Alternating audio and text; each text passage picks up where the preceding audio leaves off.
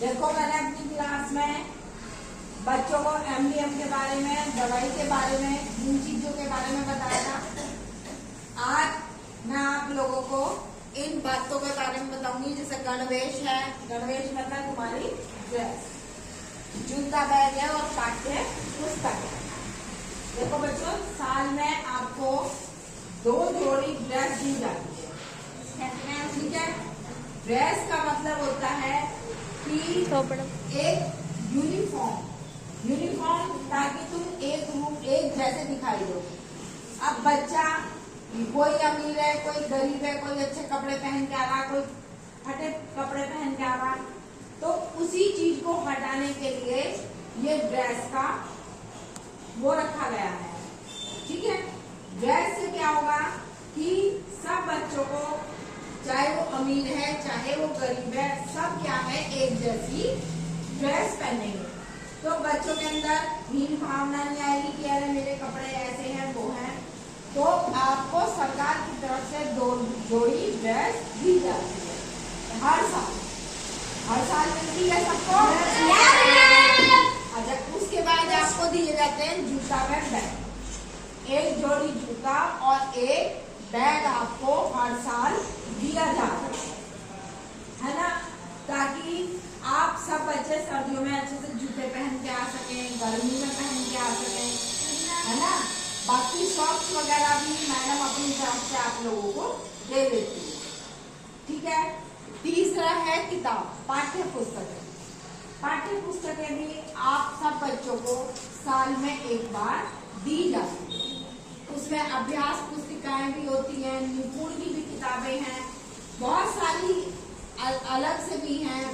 जो नया एकदम लेटेस्ट किताब है, जैसे 3rd में हिंदी की चेंज कर दी, आप लोगों की तो नहीं हुई, लेकिन 3rd में, 1st में, 2nd में कुछ चेंज होगी और उनके साथ एक किताब और एक्स्ट्रा लग गई, जैसे शारीरिक योग लगा, है ना, और बांसुरी लगी। बांसुरी के साथ वीणा जो हमारी पाठ्य पुस्तक है, इंग्लिश की हमारी लगी संतूर। तो बहुत सारी किताबें चेंज भी होती हैं।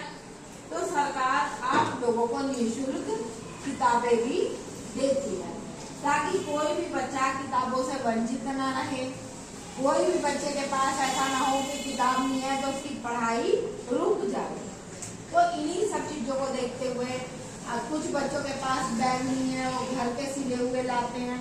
उन्हीं चीजों को देखते हुए सरकार ने आपको बैग और जूता देती है सरकार आपको, है ना।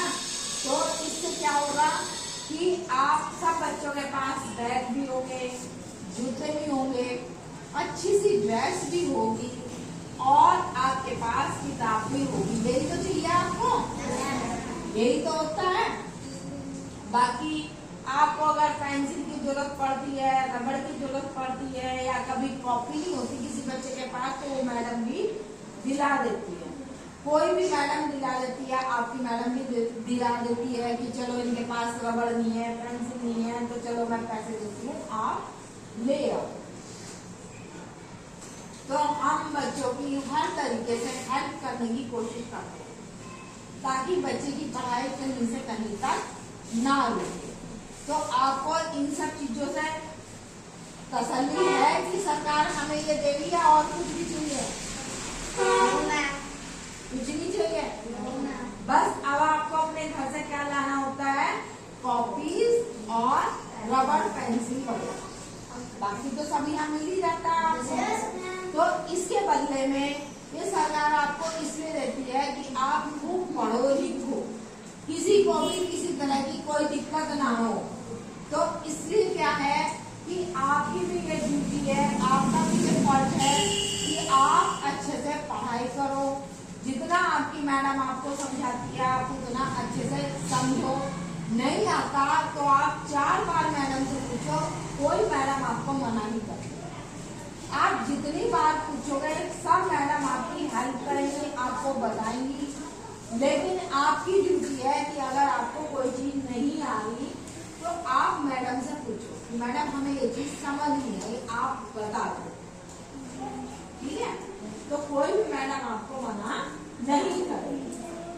तो आप आपकी ड्रेस आ रही है ना। अभी जूते बैग का नहीं आया, वो भी आ जाएगा। तो सरकार पढ़ाने के लिए बच्चों को इतनी मेहनत कर रही है, तो फिर बच्चे क्यों नहीं पढ़ना चाह रहे? बच्चों को भी तो पढ़ना चाहिए ना। जब सरकार तुम्हें हर सुविधा दे रही है, हर फैसिलिटी दे रही है, तो फिर हम क्यों ना पढ़ें, है ना।